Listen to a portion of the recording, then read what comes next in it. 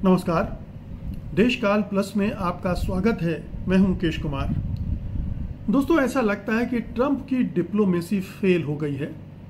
उनकी सारी कूटनीति धरी रह गई है।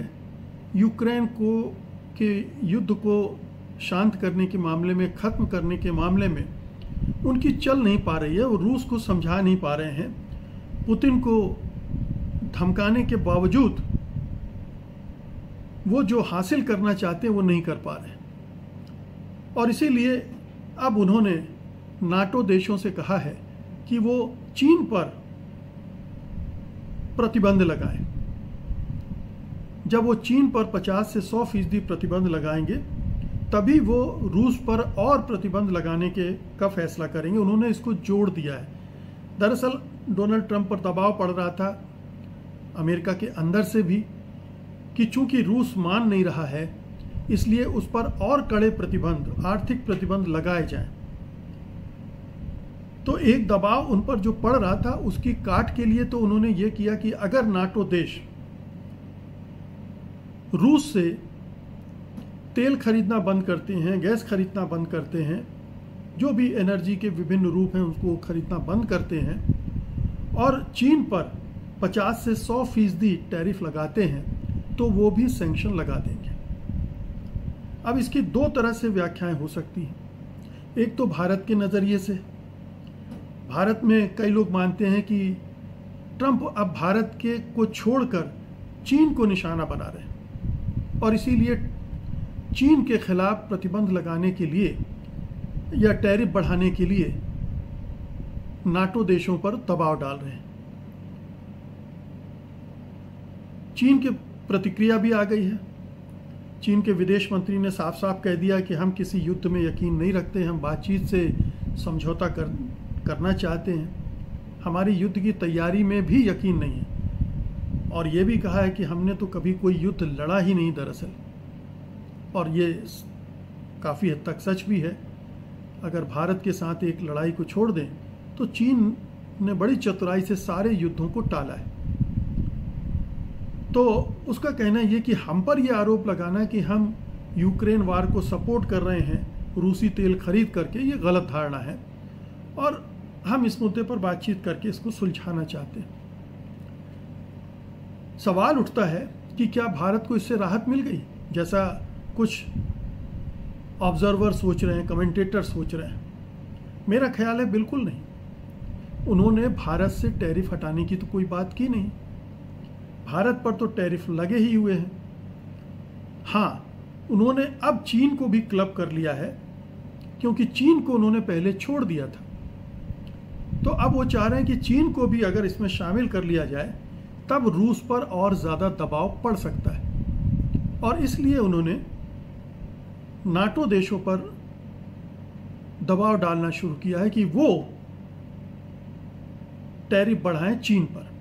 उन्होंने ये भी कहा है कि मुझे शौक लगा कि यूरोप के देश रूस से एनर्जी खरीद रहे हैं, तेल, गैस आदि खरीद रहे हैं और इससे रूस को मदद मिल रही है। और ये हकीकत है और ये भारत बार बार ये दोहराता भी रहा है कि आप हम पर दबाव डाल रहे हो, जबकि यूरोप भी खुद खरीद रहा है। हंगरी खरीद रहा है, स्लोवाकिया खरीद रहा है, फ्रांस खरीद रहा है, स्पेन खरीद रहा है।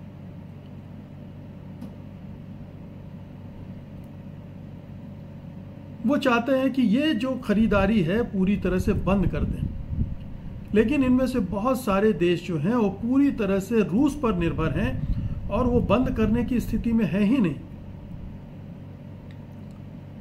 इधर ये भी खबर आ रही है कि यूरोपीय देश रूस से तेल खरीदने के बारे में थोड़ा और खुलना चाहते हैं और तेल गैस खरीदने की तैयारी भी कर रहे हैं। इसमें कितनी सच्चाई है कहना मुश्किल है, लेकिन बेशक 2022 के बाद यूरोपियन यूनियन ने जो समुद्री रास्ते से कच्चा तेल और रिफाइंड तेल आता था उस पर प्रतिबंध लगा दिया था, उसके तमाम प्रोडक्ट्स पर, जिसकी वजह से आयात में काफ़ी गिरावट भी आई।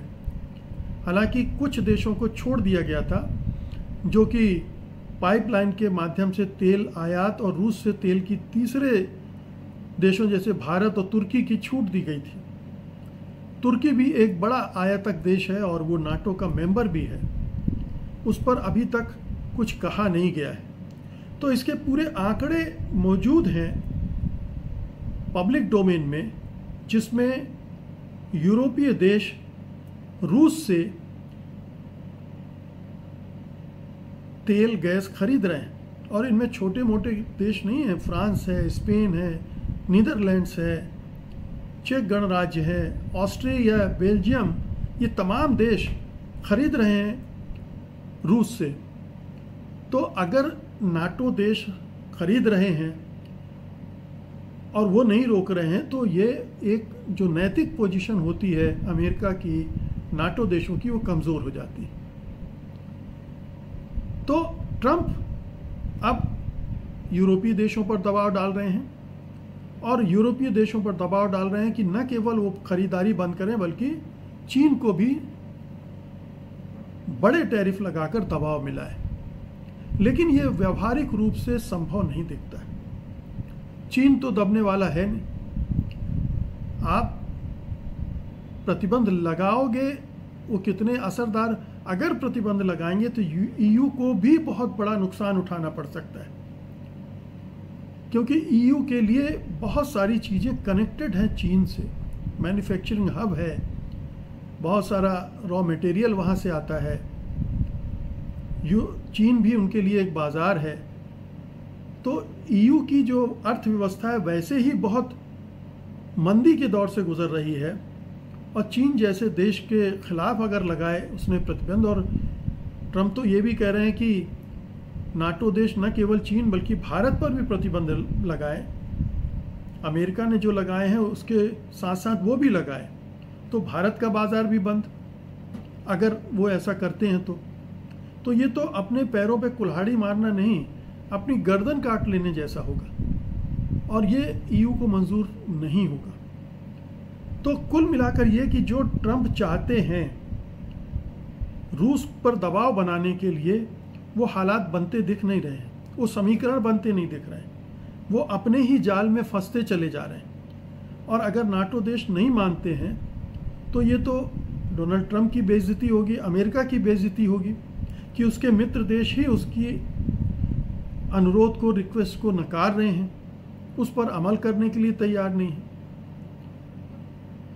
तो ये बड़ा दिलचस्प है कि डोनाल्ड ट्रंप जो सत्ता में ये कहते हुए आए थे कि 24 घंटे के अंदर मैं युद्ध रुकवा दूंगा, वो अब पूरी तरह से असहाय दिख रहे हैं, बेबस दिख रहे हैं और पुतिन को समझाने में नाकाम है।